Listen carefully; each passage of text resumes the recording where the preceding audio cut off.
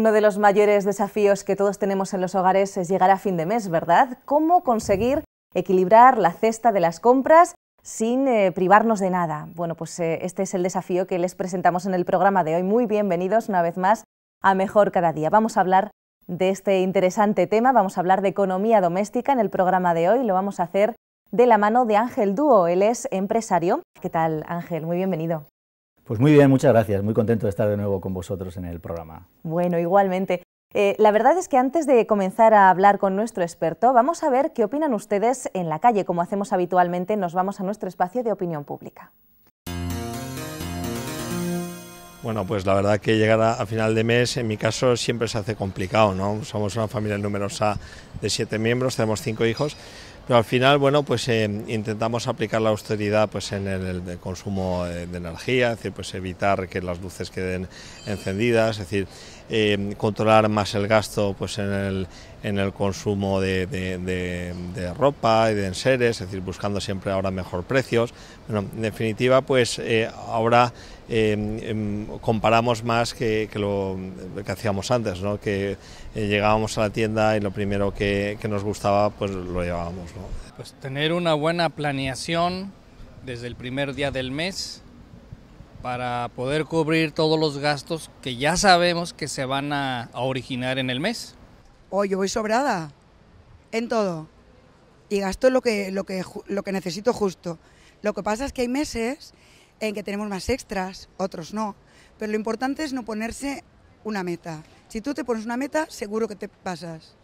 Es gastar lo justo sin extralimitarte. Sí, sé lo que es un presupuesto familiar, pero yo concretamente no suelo hacer presupuestos familiares. Sería bueno planificar, porque de alguna forma eso pues nos permitiría pues controlar mucho mejor nuestros ingresos, es decir, ser conocedores de cuáles son nuestros ingresos reales y bueno, pues también priorizar cuáles deben ser nuestros gastos prioritarios y luego pues en la medida que dispongamos de dinero, pues ya utilizar esos recursos para cosas más superfluas, ¿no? Familiar es lo que recogen entre todos, ¿no? A fin de mes, y de ahí se saca pues para comer, para la luz, para el agua, para el gas, para vestir, que eso cuesta mucho, para limpiarse. Sí, pues ya tengo algunos años lidiando con el presupuesto familiar, entonces pues es más, lo tiene que saber uno, saber administrarse en lo familiar, en la casa y en la vida. Claro que sé eso, yo ama de casa. Lo que pasa es que lo hacemos y a veces casi siempre lo rebasamos. El capítulo de alimentación y de ropa yo creo que no es el más importante. Yo pienso el más importante es la educación, los estudios, pues colegios y libros. Y luego pues también en ocio pues es un capítulo que aunque nos hemos vuelto más austeros, pues salir un fin de semana a comer en mi caso pues supone un gasto muy importante, ¿no? Yo en comida, porque son unos tragones y son todos chicos, entonces tragan mucho. Y yo creo que en comida más. La ropa cada uno se compra la suya, entonces no. Los gastos para llevar una casa de teléfonos, internet, luz, agua, eso es nada al lado de la comida. Yo gasto más en jabón, sí, en aseo personal, más que en comida. Pues en comida, educación principalmente. Pues creo que tienen buena calidad, yo creo que hay cadenas de supermercados que las están incorporando y se va contrastando que tiene calidad y que son tan buenas como las primeras marcas. Y nosotros las estamos incorporando en nuestra economía, sí. Pues bueno, en mi país como que son poco conocidas y por lo tanto pues como que no dan mucha confianza. O sea, no digo que sean malas, sino no son muy conocidas. Hay algunas que son muy buenas. Yo no voy detrás de las primeras marcas. Si hay alguna primera marca que de verdad, sin publicidad, me ha convencido, la sigo. Si no, las marcas blancas me convencen mucho. Bueno, pues ahí tenemos un ramillete de respuestas. La verdad es que es un tema complicado. Y Ángel, yo no sé exactamente qué es lo primero que deberíamos hacer para llegar a fin de mes sin agobios. Empezamos fuerte. Empezamos fuerte, pero me vas a permitir que diga una obviedad, porque a veces las obviedades son las que expresan claramente las respuestas, ¿no?, a estas preguntas tan claves, ¿no? ¿El objetivo cuál es? Gastar menos de lo que ingresamos, o como límite máximo, gastar exactamente lo mismo que hemos ingresado. Digamos que esa sería la fórmula matemática para poder llegar a final de mes, ¿no? ¿Qué ventajas tiene hacer un presupuesto familiar? Vamos con la parte práctica. Efectivamente, bien. Dicha la obviedad, que probablemente a nuestros oyentes o espectadores les puede resultar pues una tontería, digamos, ¿no? Vamos a ir a lo que sí que es práctico y lo que sí que es útil, ¿no?, que es un presupuesto familiar. Es decir, cualquier empresa, cualquier negocio, para poder moverse bien, o incluso el Estado en el que nosotros vivimos, hace un presupuesto, es decir, establece una serie de prioridades y hace sus cuentas para saber qué es lo que va a ingresar, qué es la forma adecuada de hacerlo, es decir, qué voy a ingresar, y en base a lo que voy a ingresar voy a ver, dividiéndolo por partidas, qué es lo que voy a gastar y cómo me lo puedo gastar. Es decir, que el presupuesto familiar es la forma más recomendable para tener una economía saneada en nuestros hogares. Bueno, pues vamos a hablar un poquito más de esto, de qué puntos se puede ahorrar especialmente en ese presupuesto familiar. En principio yo diría que el presupuesto lo que nos va a permitir es hacer un ejercicio, o nos va a obligar, mejor dicho, a hacer un ejercicio que es muy sano para nosotros, porque vamos a tener que ir escribiendo partida por partida cada uno, digamos, de los capítulos en los que tenemos gastos.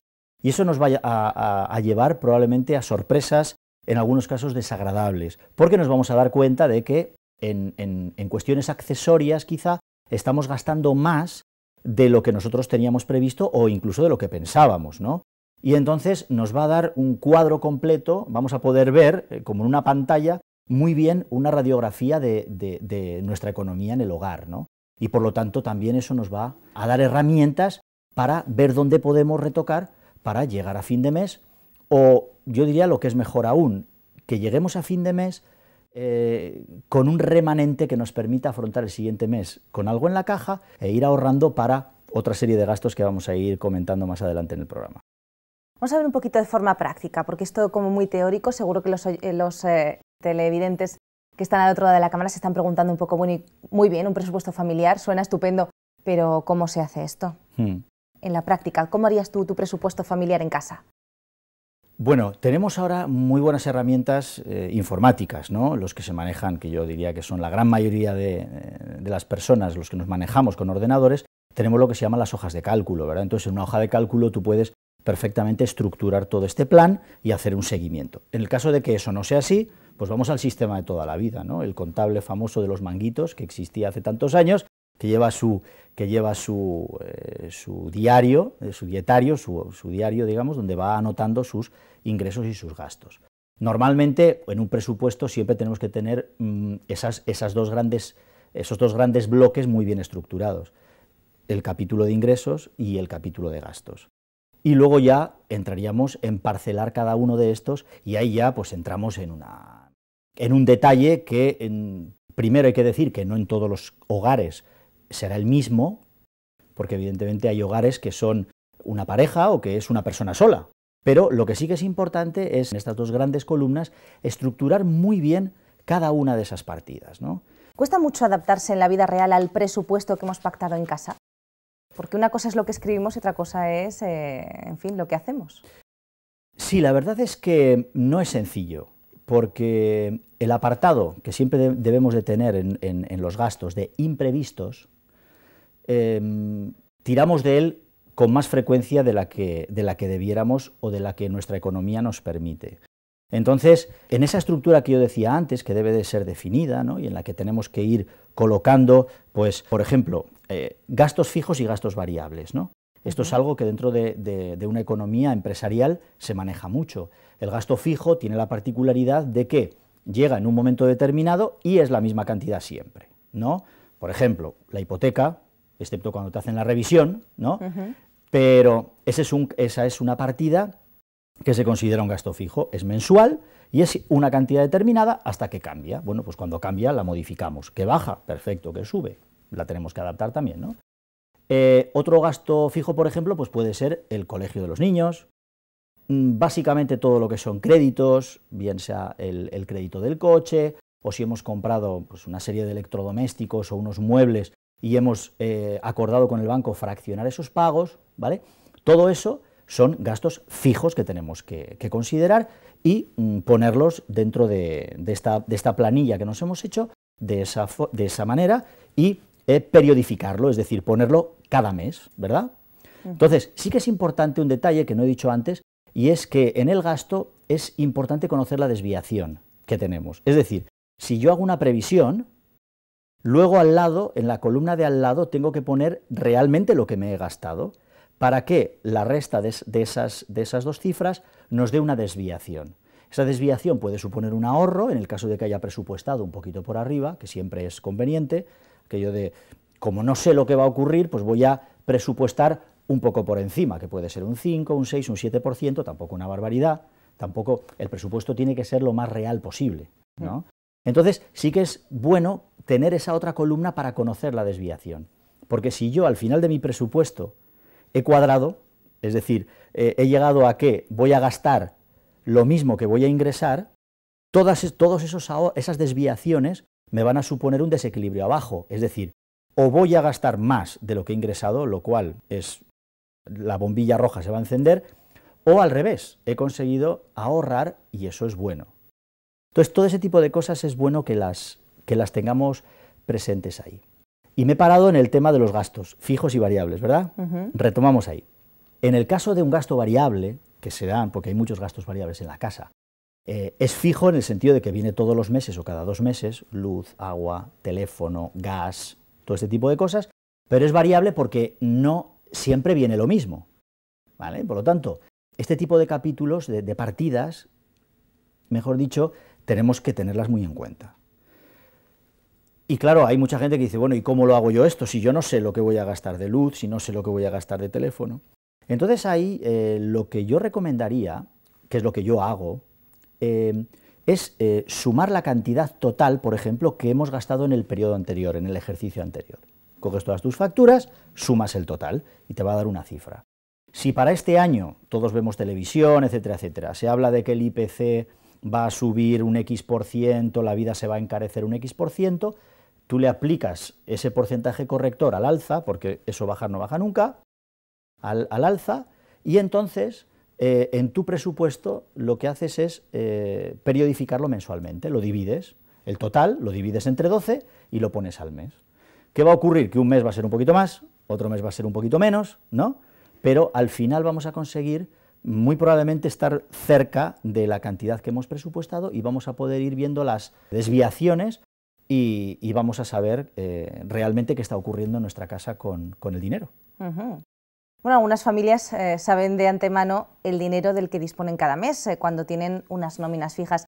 Sin embargo, puede variar en el caso, por ejemplo, de profesionales que son pues, liberales, autónomos, trabajadores que prestan sus servicios de manera eventual. ¿De qué modo pueden hacer un presupuesto en estos casos en los que, bueno, has hablado de los gastos, pero ¿y si las entradas también son variables? Efectivamente, yo diría que un porcentaje muy elevado de la ciudadanía tiene unos ingresos estables, es decir, una nómina. Los que viven de una nómina o vivimos de una nómina, sabemos que vamos a tener cada mes ese ingreso multiplicado por el número de personas que trabajan en la casa y que ingresan su dinero y se ingresa en la casa, ¿no? Pero como bien dices, hay trabajadores autónomos, trabajadores por cuenta propia, digamos, autónomos, o que trabajan a comisión, por ejemplo, y que tienen, por ejemplo, por decir algo, una parte de su salario en fijo y otra parte en variable, que, bueno, varía mucho dependiendo de las circunstancias del mercado, ¿no? En ese caso, el que mejor conoce es uno mismo, no hay una fórmula matemática. Yo pienso que el sistema que he explicado antes para los gastos es perfectamente válido para esto también, es decir, yo veo lo que he hecho el año pasado y aproximadamente hago una proyección, que se llamaría, ¿no?, una proyección al siguiente año. ¿En base a qué? Pues en base a cómo yo veo la situación, cómo yo percibo la situación. Pero la persona que está trabajando es la que mejor lo sabe. Entonces, seamos precavidos, pero tampoco exageremos porque si no el presupuesto se nos va a ir al garete, no va a servir para nada. Estamos haciendo un curso de economía aplicada en unos minutos, pero la verdad es que resulta muy interesante y muy útil, ya verán. Hablamos de los gastos variables, Ángel. ¿De qué modo podríamos tener el dinero necesario para afrontar estos gastos variables que pues muchas veces encima son bimensuales o son trimestrales. ¿Hacemos un ahorro, un acopio, no sé? Efectivamente, bueno, un poquito de esto ya lo he explicado antes, la forma, que es, pues bueno, sumar todo lo que se ha gastado el año anterior y aplicar un criterio corrector al alza dependiendo de lo que estemos escuchando por ahí. Esa es una posibilidad, pero luego hay otros de estos gastos que son temporales, es decir, sobre todo en una época del año. Por ejemplo, el aire acondicionado en invierno no se necesita, el aire acondicionado me refiero a la refrigeración. Y por otro lado la calefacción en verano tampoco se utiliza. Entonces, si yo por ejemplo en mi casa tengo un sistema de calefacción, como es el caso de gasoil, que es lo que a mí, a mi economía o a mis circunstancias personales es lo más adecuado, más se adapta, entonces yo sé que el gasto fundamentalmente se me centra a partir del mes de noviembre, también depende de las zonas que vivas, hay zonas en las que a partir del mes de septiembre o octubre ya empieza a hacer frío y empiezan a tirar de calefacción, por ejemplo la zona norte de España, ¿no? Y hasta van a estar utilizando la calefacción prácticamente hasta el mes de abril, o incluso mayo en algunos casos, ¿no? Entonces el 95% de ese gasto se va a centrar en esos meses. Entonces, lo mismo que hemos dicho antes, si yo periodifico ese gasto mensualmente, ¿qué voy a ver? Pues que en el mes que no hay gasto, lo que yo he periodificado con el consumo real va a ser, el consumo real es cero, por lo tanto me va a dar un remanente, voy a tener un positivo ahí. Y ese positivo se va a ir sumando durante los meses que no gasto y que luego se va a ir rápidamente en los meses que empiezo a gastar. Pero esa es una buena manera de nosotros también disciplinarnos mentalmente, de que yo tengo que ahorrar, tengo que hacer como la hormiga, mientras puedo tengo que acumular, porque sé que va a haber un tiempo en el que no voy a poder recoger y voy a tener que gastar. Y entonces el presupuesto tiene mucho de sentido común y en estos casos esta es la mejor fórmula a aplicar. ¿Hasta cuándo aproximadamente podemos demorar el pago de las facturas domésticas? Yo diría que normalmente no debemos de demorar los pagos de las facturas, esto sería lo correcto, ¿eh? Pero bueno, siempre hay un periodo de tiempo que se nos da, de gracia, que pueden ser entre 15 y 20 días, antes de que la compañía empiece a insistir. Siempre se entiende que hay un periodo. En el caso, por ejemplo, de que el recibo esté domiciliado y nuestra entidad bancaria no quiera, digamos, poner nuestra cuenta en descubierto y por lo tanto rechace el recibo, pues ni 15 días ni 20 días, es decir, eso es inmediato, llega el recibo, no hay saldo en la cuenta, lo devuelven y ya está, ¿no? Pero normalmente si nosotros recibimos ese recibo en nuestra casa por correo, pues aunque ellos te digan que lo tienes que pagar el día 5, normalmente te van a dar entre 15 y 20 días de gracia. A partir de ahí, bueno, pues como todo, ya los mecanismos se ponen en marcha, aparece que tal persona no ha pagado su recibo y la reacción suele ser a partir del mes, cuando las compañías ya empiezan a reaccionar. Son circunstancias complicadas que se pueden dar en algún hogar, aunque evidentemente lo mejor es pagarlas al día. ¿Qué pasa si no podemos hacer frente al pago de las facturas domésticas? Ya no es que ese mes no podamos pagarlo, sino que realmente tenemos problemas serios económicos. ¿Qué nos puede pasar? Bueno, todo impago tiene consecuencias. Así, esto que a veces hay gente que dice no pasa nada, esto no es así, tiene consecuencias. Las consecuencias inmediatas son el corte del suministro. Claro, en una casa que si estamos hablando de agua, de luz, de gas, pues estamos hablando ya de una primera consecuencia muy seria, que puede traer problemas. Te cortan el gas en invierno que hace mucho frío, bueno, pues vamos a tener problemas. Esta sería la primera reacción que el proveedor tendría con el cliente que no ha pagado. Y después de eso, ¿qué puede pasar? Imaginemos que las circunstancias son complicadas y bueno, pues no podemos hacer frente. Muchas personas piensan, oye, ¿qué pasará? ¿Me meterán en la cárcel? ¿O cuáles van a ser las consecuencias legales incluso de esta circunstancia que pues a lo mejor se puede dar en algún hogar, evidentemente no queriendo? Sí, efectivamente. Bueno, hay un primer corte normalmente del suministro preventivo.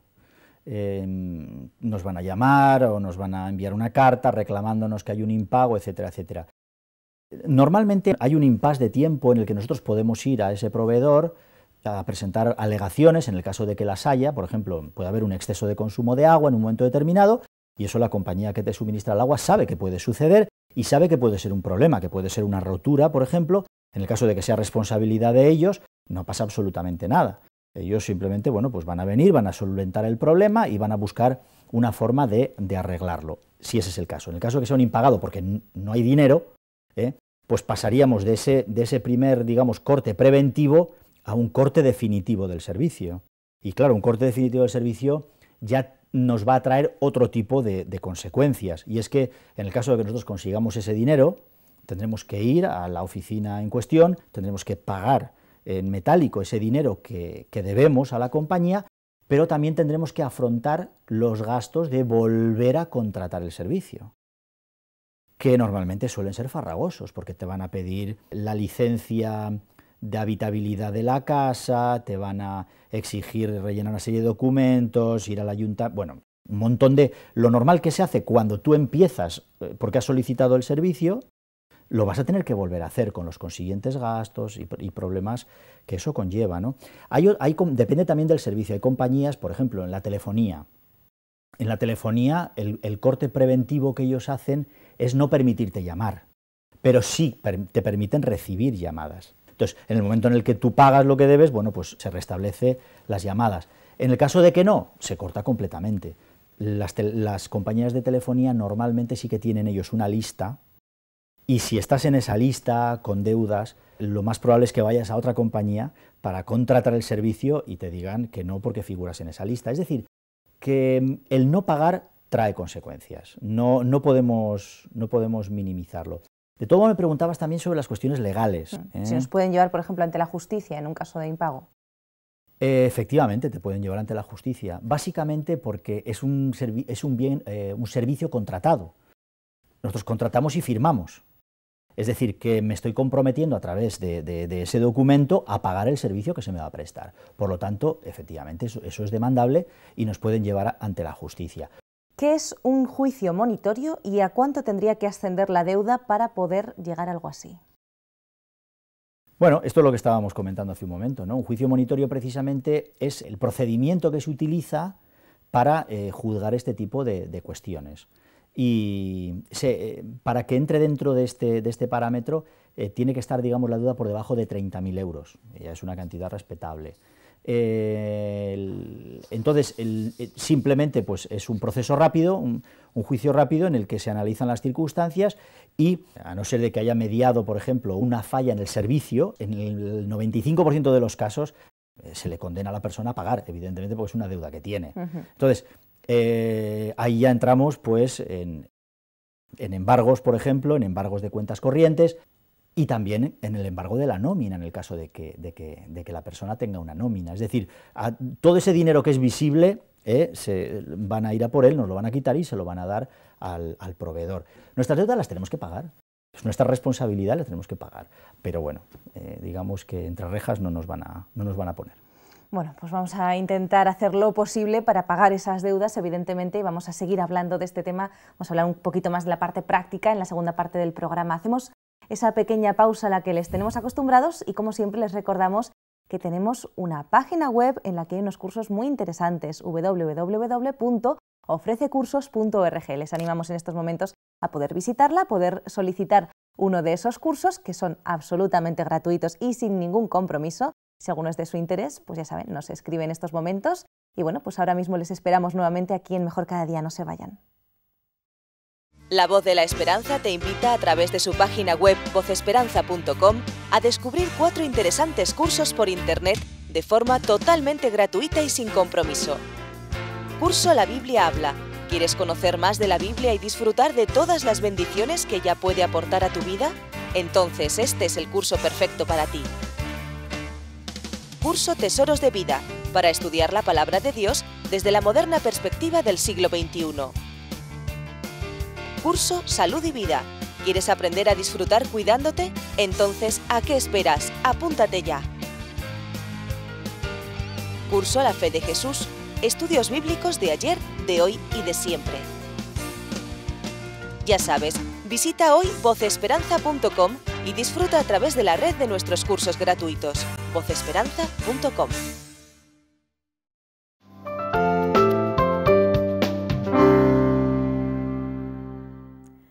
Bueno, pues aquí seguimos en Mejor Cada Día después de esa pausa y seguimos hablando de economía doméstica, un tema realmente interesante y realmente necesario en muchos de nuestros hogares. Ángel, queda claro que tenemos que hacer lo posible por reducir el gasto de las facturas. Pero vamos un poquito a la práctica. ¿Podría un cambio de hábitos ayudarnos a gastar menos? Pues evidentemente, sí, claro. Si nosotros hablamos menos por teléfono, utilizamos menos la luz, optimizamos en general el uso de todos los recursos que tenemos en casa, el agua, por ejemplo, pues evidentemente eso va a hacer que nuestras facturas adelgacen y eso es bueno para la economía doméstica. Bueno, pues vamos a ver poco a poco, vamos a ir viendo en la práctica cómo podemos hacerlo. ¿Cómo podemos, por ejemplo, ahorrar en calefacción o en refrigeración? Bueno, la calefacción y la refrigeración son dos partidas muy importantes en el gasto. Antes hablábamos, por ejemplo, de los diferentes sistemas de calefacción que puede haber, ¿no? Yo comentaba que yo, por ejemplo, tengo el gasoil y hay una serie de pautas que son muy válidas, muy útiles para poder ahorrar. Por ejemplo, si hace frío fuera, cuanto menos abramos las ventanas, mejor. Es decir, la casa hay que ventilarla, pero bueno, hagámoslo, por ejemplo, a primera hora de la mañana y cerremos rápidamente todo para que ese calor no se vaya. Luego miremos que nuestras ventanas y nuestras puertas cierran adecuadamente, ¿verdad? Están estos burletes que se colocan y que hacen que los cierres sean mucho más herméticos y entonces no perdamos tanto calor por ahí. Luego, otra cosa que hay gente que hace en las casas y que es un error, es cubrir los radiadores. Desde el punto de vista estético, pues puede ser agradable para el que le guste, pero desde luego desde el punto de vista de rentabilidad es negativo, porque estamos bloqueando la salida de calor. Y como normalmente tenemos un termostato que regula, el termostato detecta que la temperatura no llega y entonces la calefacción está funcionando durante mucho más tiempo. Y en el caso de la refrigeración, por ejemplo, bueno, pues hay un sistema que se utiliza mucho en los países que nosotros llamamos del tercer mundo y que es muy efectivo, y es el ventilador. Es decir, estos ventiladores de techo, ¿verdad?, que nos llevan a ambientes tropicales, tener esto en casa es muy efectivo. Se calcula que solo con el hecho de remover el aire, que es lo que estos aparatos hacen, podemos bajar entre 3 y 5 grados la temperatura. Por supuesto, a la hora de comprar los aparatos tenemos que tener en cuenta también la famosa clasificación, ¿verdad?, de los aparatos. En el caso del aire acondicionado, por ejemplo, los equipos inverter está demostrado que tienen un consumo muy inferior a otro tipo de aparatos. Puede andar entre el 30 y el 50% menos de consumo de electricidad. Estamos hablando de una cantidad muy grande.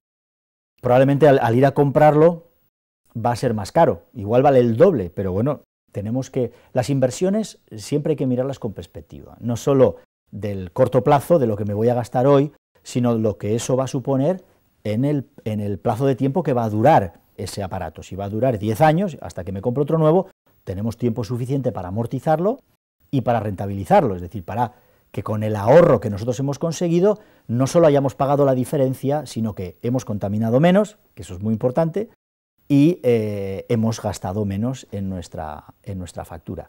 Parecen nimiedades, pero realmente son importantes y son muy útiles. Hemos hablado de la calefacción y la refrigeración, unos consejos muy interesantes que si ponemos en práctica vamos a ver que podemos ahorrar mucho. Y vamos a ver con respecto a la luz, ¿qué consejos nos puedes dar para ahorrar? Bueno, la luz supone entre la cuarta y la quinta parte del gasto de electricidad de la casa, porque básicamente, prácticamente todo lo que hay en la casa funciona con electricidad. Pero bueno, centrándonos en lo que es la iluminación, la mejor manera de ahorrar es apagando las luces.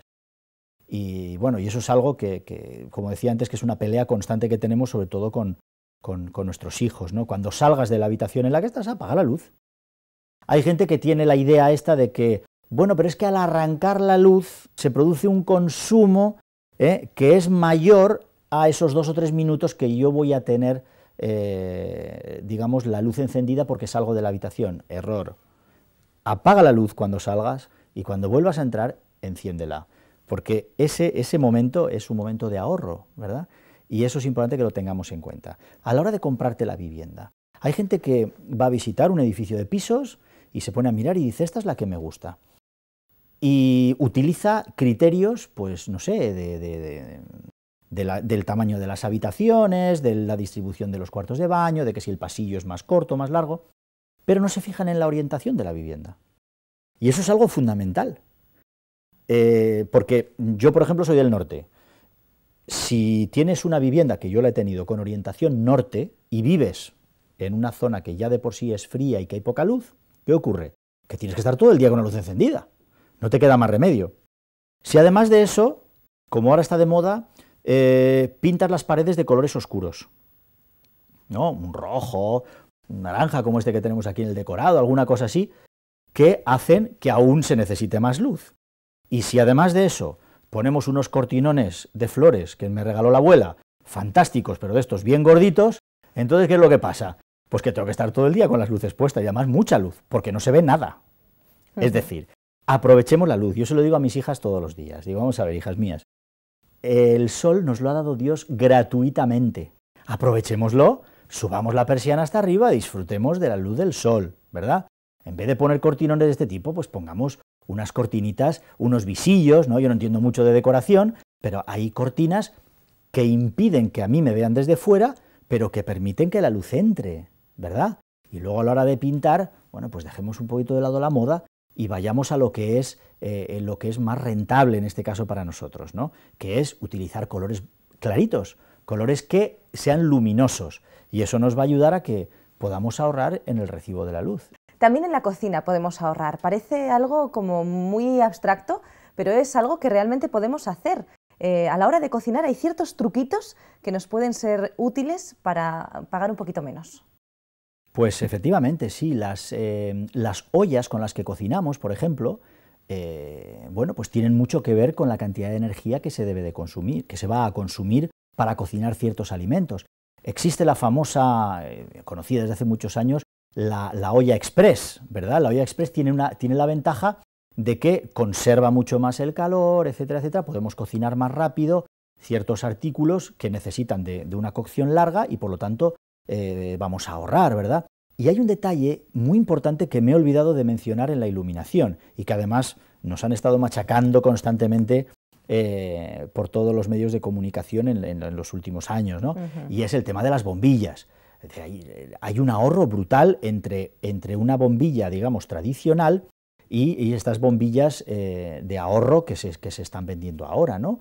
Que con una bombilla de entre 11 y 13 vatios de estas nuevas, aunque cueste más, el ahorro es más de la mitad de lo que consumimos con una bombilla normal. Así es que vale la pena hacer la inversión, sacar todas las bombillas de la casa, poner las de ahorro energético, que son un poco más caras, pero que en el primer recibo de luz del mes siguiente ya vamos a notar la diferencia. Y ese es un punto muy importante que me he olvidado, pero no quería dejar de mencionarlo. No pasa nada porque vamos a seguir hablando de electrodomésticos también. ¿Es verdad que podemos ahorrar eligiendo mejor esta herramienta del hogar a la hora de comprar? Igual que pues seleccionando las bombillas adecuadas ahorramos, ¿comprando los electrodomésticos adecuados también ahorramos?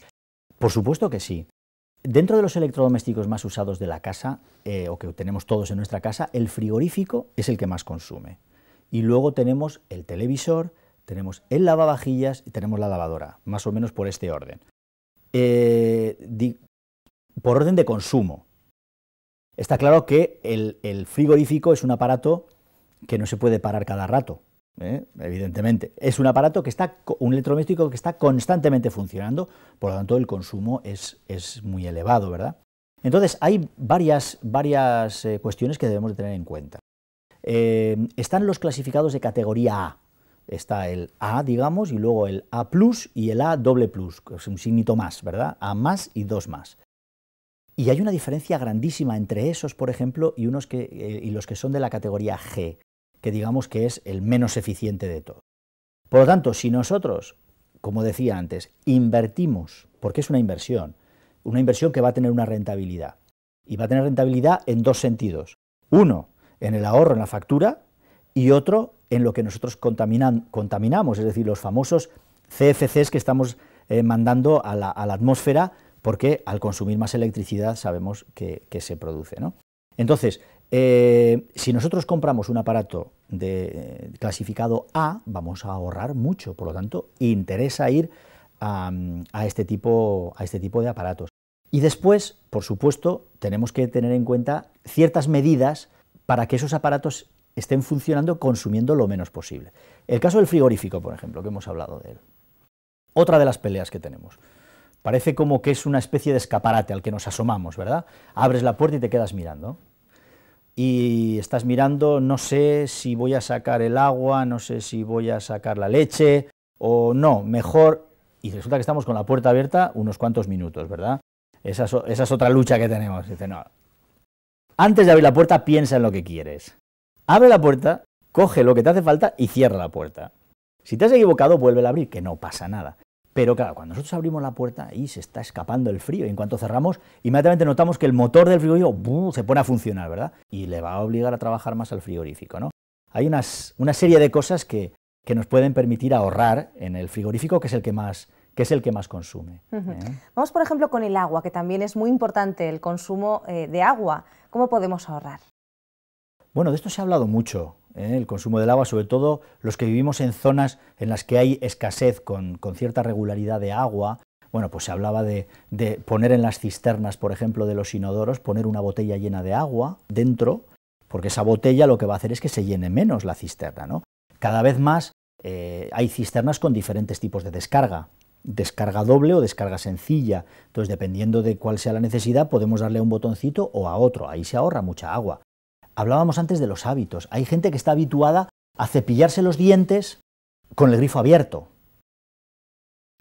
Bueno, eso es una barbaridad, porque sabemos que cada minuto que ese grifo está abierto, está lanzando un montón de litros de agua, ¿no? Por lo tanto, tenemos que ser cuidadosos con eso.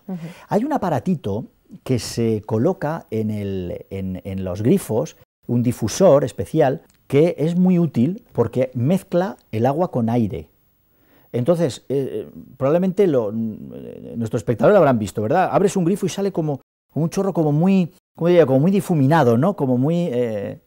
Pues eso precisamente es este aparatito. Ese aparatito hace ahorrar el 50% del agua, porque está mezclando. Entonces, cuando sale, tú no notas ninguna diferencia, te lavas las manos perfectamente igual, pero está saliendo mucha menos agua. Y ese aparatito que vamos a poner en el grifo puede costar 3, 4, 5 euros. Es decir, que es un ahorro prácticamente inmediato, ¿no? Y luego hay otro estudio, análisis que debemos de hacer en nuestra casa, porque a veces las conducciones pierden.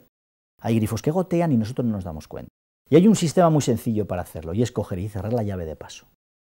Cerrar la llave de paso y ver qué está marcando el contador, apuntarlo en un papelito. Y, por ejemplo, pasada una hora, debemos de dejar un tiempo, ir otra vez a donde está el contador y ver qué ha ocurrido. Porque, en teoría, durante ese tiempo, en mi vivienda no ha entrado el agua. Por lo tanto, si ha habido algún consumo, ese consumo es porque por algún sitio está perdiendo, ¿de acuerdo? Entonces, ahí podemos saber si hay alguna avería, porque muchas veces se nos va el agua por ahí y cualquier grifo, cualquier tubito goteando significa perder dinero. No nos queda mucho tiempo de programa, la verdad es que son consejos muy interesantes, podemos encontrar muchos más por internet, solamente tenemos que ponernos a buscar, pero hay un tema importante sin el cual no me gustaría terminar el programa, es el tema de las marcas blancas. A la hora de comprar, a la hora de consumir, son importantes. Pues sí, la verdad es que el invento de las marcas blancas yo diría que revolucionado el mercado en estos últimos años, ¿no? Cada vez más encontramos en las grandes superficies estos productos y básicamente lo único que se cambia es la marca comercial del producto en la mayoría de los casos. Es decir, el mismo fabricante que tiene su propia marca y que es referente en el mercado, está fabricando para las grandes superficies el mismo producto, pero envasándolo en una marca blanca. ¿Por qué decimos marcas blancas? Pues porque aparecían con una etiqueta prácticamente en blanco que simplemente lo que decía era pues judías o garbanzos o lo que fuera, ¿no? Y sabemos que era fabricado para esa gran superficie. Lo que empezó siendo para alimentos de primera necesidad de este tipo que estamos diciendo, poco a poco se ha ido generalizando ya incluso a cosmética y otras muchas cosas más. Y esto tiene una gran ventaja, pero ha supuesto un cambio sobre todo para la gran superficie, porque el consumidor hasta ahora era muy fiel a una marca independientemente de la superficie en la que compraba esa marca. Él iba a la superficie y compraba la marca, y a veces cambiabas de comercio solo porque no tenía esa marca y te ibas a otro a buscar esa. Ahora, ¿qué pasa? Que han conseguido darle la vuelta y entonces han fidelizado a los clientes no solo a la superficie, sino a la marca blanca que han utilizado o que hemos utilizado, y va bien. Y está bueno y es fantástico y encima sale más barato. Entonces es curioso porque se ha cambiado el hábito en muchas personas que ya no van a buscar la marca, sino que van a su superficie porque la marca blanca de esa superficie les satisface. Y eso ha cambiado la estructura del comercio un montón y nos permite ahorrar dinero. Así que nos las recomiendas, ¿no? Las marcas pues blancas. En la gran mayoría sí, claro, hay que probarlas, evidentemente. Yo creo que hay que probarlo, siempre y cuando sea de una fuente de confianza, ¿no? También eso hay que tenerlo en cuenta. Bueno, pues vamos a tener en cuenta todos esos consejos, por supuesto que sí, porque lo que queremos es ahorrar y que nuestra factura sea un poquito más económica, que nuestro presupuesto familiar sea pues un poquito más holgado, ¿verdad? Vamos a ver en nuestra sección de En pocas palabras un ejemplo de ese presupuesto familiar.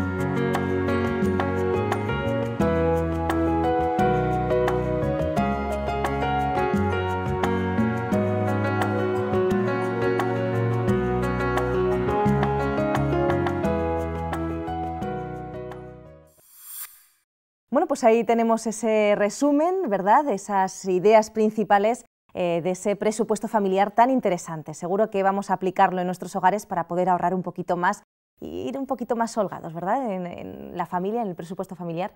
En fin, en la segunda parte del programa, en esta parte de segunda opinión, tenemos un tema interesante, porque realmente para consumir menos hay que ser un poco conscientes de qué es el consumismo y por qué somos tan consumistas. A lo mejor no es un problema tan práctico, sino un problema más psicológico. Vamos a verlo.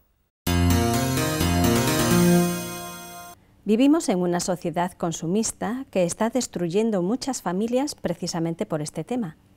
El consumismo es una enfermedad que muchos sufren hoy. ¿Qué es exactamente y de qué modo nos afecta, no solo económicamente, sino en nuestra vida, en nuestro ser? Pues el consumismo se mueve por una base muy clara. Soy lo que tengo. Entonces, si no tengo, no soy. Es importante notar que nos llega por muchos medios, por lo tanto estamos inundados en él y es casi difícil tomar conciencia de las exigencias, ¿no? Yo me acuerdo de pequeña decía, yo nunca quiero una hipoteca ni voy a ser funcionaria, y al final entras en que sin hipoteca es imposible, si no buscas un trabajo estable tampoco. Y entras en una dinámica que se favorece esa sociedad del bienestar, que se llama, ¿no? Recuerdo un chiste gráfico, que había una muchacha que decía, mi papá tiene un coche con el que va a trabajar, y trabaja para pagar el coche y la gasolina del coche. Entonces, a lo mejor, si no tuviera que ir a trabajar, no tendría que pagar el coche ni la gasolina del coche, sí. Nos metemos en unas espirales que hacen que perdamos un poco el norte y vayamos solo intentando cubrir las cosas que en el momento se nos exigen a nivel social. ¿Quién nos ha dicho que necesitamos un coche más grande, una casa más grande, ropa más cara? Y además, ¿por qué nos lo hemos creído?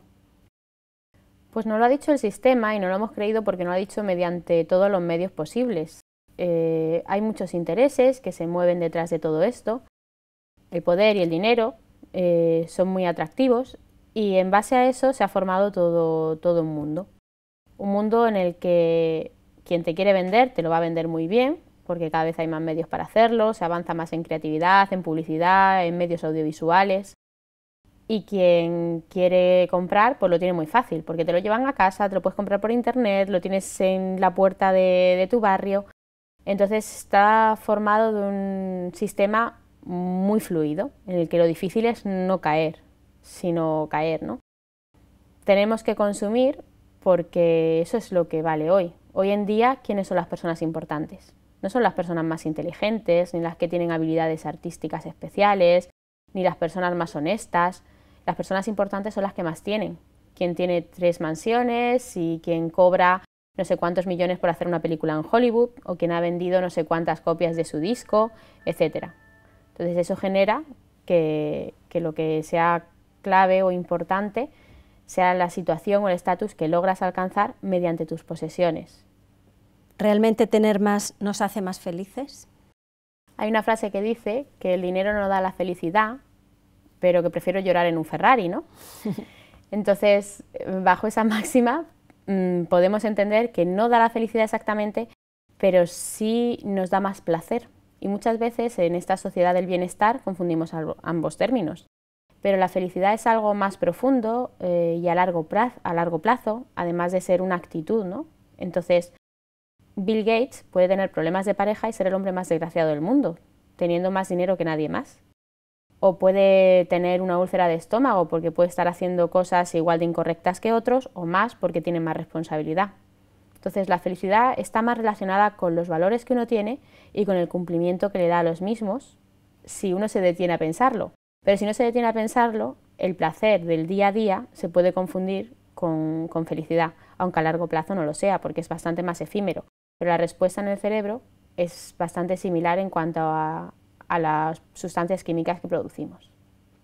¿Podemos cambiar este concepto equivocado en nuestra mente? Por poder se puede, pero todo esto viene de muy atrás. Viene con nuestra educación, con el entorno en el que nos movemos, con las prioridades que nos hemos puesto en nuestra vida.